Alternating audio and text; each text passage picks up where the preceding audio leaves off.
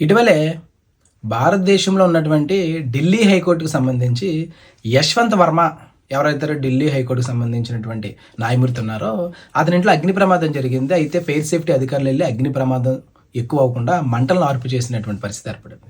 అయితే అందులో వెలకట్టలేని 100 కోట్లకు పైగా డబ్బు అనేది ఉంది. అసలు ఆ డబ్బు ఆ యశ్వంత్ వర్మ ఎవరైతే ఢిల్లీ హైకోర్టు న్యాయమూర్తి ఇంట్లోకి వచ్చింది, ఎలా వచ్చింది అనేది ప్రస్తుతం విచారణ జరుగుతుంది. భారత సుప్రీంకోర్టు న్యాయమూర్తి ఎవరైతే ఉన్నారో ఆయన త్రిసభ్య కమిటీ వేశారు, సంజీవ్ ఖన్నా గారు. ప్రస్తుతం విచారణ జరుగుతుంది. ఢిల్లీ హైకోర్టులో 20 నుంచి 30 మంది న్యాయమూర్తులు అయితే ఉంటారో ఒక్క న్యాయమూర్తి దగ్గర ఇంత డబ్బు ఉందంటే మిగతా న్యాయమూర్తుల దగ్గర ఇంకెంత ఉంటుంది అనేది ప్రస్తుతం తేలని అంశం. అయితే గతంలో మనం చూసుకున్నాం, మైనింగ్ కుంభకోణంలో గాలి జనార్దన్ రెడ్డికి బెయిల్ ఇచ్చే విషయంలో పట్టాభి అనే ఒక న్యాయమూర్తి 100 కోట్లు లంచం తీసుకున్నారని సిబిఐ తేల్చి చెప్పింది.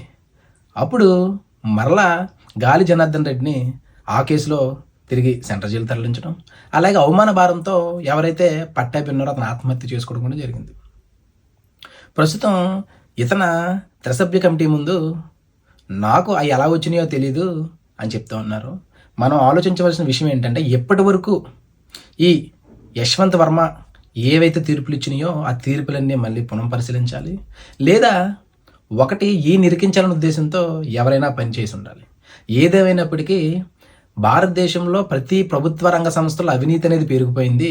అవినీతి లేనిది ఏదైనా ఉందంటే ఒక న్యాయ వ్యవస్థ అనుకున్నటువంటి ఈ తరుణంలో భారతదేశ ప్రజలందరే కాదు, వివిధ దేశాల్లో స్థిర నివాసం ఏర్పరచుకొని ఉద్యోగాలు చేసుకున్న ప్రజలకు కూడా ఈ యశ్వంత్ వర్మ విషయంలో నిజాలు నిగ్గు తేల్చి ఈ భారతదేశానికి చెప్పవలసిన అవసరం ఉంది.